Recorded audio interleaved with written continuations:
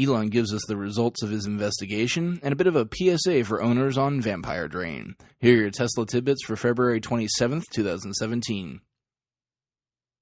We start the week with Electrek, where they got their hands on a copy of an email that Elon sent to the company following the earnings call. It appears that his research into Jose Moran's claims has been completed. For those unaware, Jose is the Tesla assembly worker that put out several claims recently on a blog as to why the Fremont assembly plant needed a union. I may be reading into this a bit, but I believe Elon is actually hurt by the allegations, judging by the intro of the email. So here is that full introduction. Quote, "For Tesla to become and remain one of the great companies of the 21st century, we must have an environment that is as safe, fair, and fun as possible. It is incredibly important to me that you look forward to coming to work every day. For that, we must be a fair and just company, the only kind worth creating. This is vital to succeed in our mission to accelerate the advent of a clean, sustainable energy future. The forces arrayed against us are many and incredibly powerful. This is David versus Goliath if David were 6 inches tall. Only by being smarter, faster, and working well as a tightly integrated team do we have any chance of success. We should never forget the history of car startups originating in the United States. Dozens have gone bankrupt, and only 2, Tesla and Ford, have not. Despite the odds being strongly against us, my faith in you is why I am confident that we will succeed. That is why I was so distraught when I read the recent blog post promoting the UAW, which does not share our mission, and whose true allegiance is to the giant car companies, where the money they take from employees and dues is vastly more than they could ever make from Tesla. The tactics they have resorted to are disingenuous or outright false. I will address their underhanded attacks below. While this discussion focuses on Fremont, these same principles apply to every Tesla facility worldwide." End quote. Following this, Elon jumps into his findings, starting with safety. He starts in with one of Moran's biggest claims from his blog. Quote, "A few months ago, 6 out of 8 people in my work team were out on medical leave at the same time due to various work-related injuries. I hear the ergonomics are even more severe in other areas of the factory." End quote. Now, I have to admit, I too was rather skeptical of this particular claim for exactly the reasons Elon mentioned, saying, quote, "Obviously, this cannot be true. If 3/4 of his team suddenly went on medical leave, we would not be able to operate that part of the factory. Furthermore, if things were really even worse in other departments, that would mean something like 80% or more of the factory would be out on injury, production would drop to virtually nothing, and the parking lot would be almost empty. As you know firsthand, we have the opposite problem. There is never enough room to park. In fact, we are working at top speed to build more parking. Also, hopefully our darn BART train station will open before all hell freezes over." After looking into this claim, not only was it untrue for this individual's team, it was untrue for any of the hundreds of teams in the factory. That said, reducing excess overtime and improving safety are extremely important.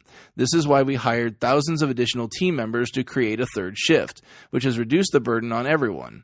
Moreover, since the beginning of Tesla production at Fremont 5 years ago, there have been dedicated health and safety experts covering the factory, and we hold regular safety meetings with operations leaders. Since the majority of injuries in the factory are ergonomic in nature, we have an ergonomics department focused exclusively on the issue.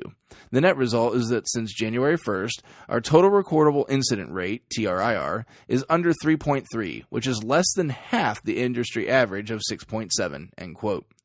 He goes on to mention that, of course, the company wants that number as close to 0 as possible, and to let a manager, safety representative, or HR representative know if there are issues, or anonymously report them via email to safety@tesla.com. Elon then jumped to compensation. He presented a chart comparing a 4-year chart of a specific Tesla employee's compensation against GM, Ford, and FCA unionized factories. This time frame was chosen because it takes 4 years for you to be fully vested in the new higher equity that's granted. While it was true that Tesla was dead last from a straight paycheck perspective, the ability of employees to receive stock grants and discounted stock purchases make Tesla's overall compensation package far and away the leader. This is one spot, however, where I'm apt to disagree with Elon. The 4-year plan put the line worker at about $40,000 a year of earnings. In some areas of the country, this would be a decent wage.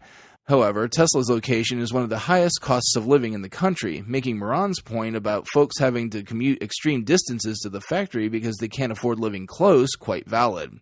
I'm sure employees would far rather have some extra cash in their pockets because stock options don't pay rent. Next up was the complaint about work hours. This seemed to have been resolved relatively recently, as Elon referred to the, quote, super tough time we had last year achieving rate on Model X, end quote. As it stands in the factory right now, the average production employee's hours is about 43 per week. Nothing to write home about. Overtime has declined by almost 50% since those tough Model X times. Lastly, Elon looked to the future and the employee perks to come. I'll just give the whole quote because it sums it up best. Quote, as we get closer to being a profitable company, we will be able to afford more and more fun things. For example, as I mentioned at the last company talk, we are going to hold a really amazing party once Model 3 reaches volume production later this year. There will also be little things that come along like free frozen yogurt stands scattered across the factory, and my personal favorite, a Tesla electric pod car roller coaster with an optional loop-the-loop route, of course, that will allow fast and fun travel throughout our Fremont campus, dipping in and out of the factory and connecting all the parking lots. It's going to get crazy good, end quote. It's stuff like this that makes me wish I could somehow work for the company. I think Elon both genuinely cares about changing the world for the good and genuinely cares for his employees. Unfortunately, my location here in Ohio makes this possibility highly unlikely. But hey, if anyone from Tesla is listening out there and you need a systems/network engineer to do good work for you, drop me a line. This last one comes to us from the Tesla subreddit, posted by user WSXEDCRF. That's a mouthful. Now, my initial reaction to this video was, how did he not know? But then the thought occurred to me, maybe I'm so obsessed with all things Tesla that I'm in an echo chamber. Maybe this isn't something that all Tesla owners just know.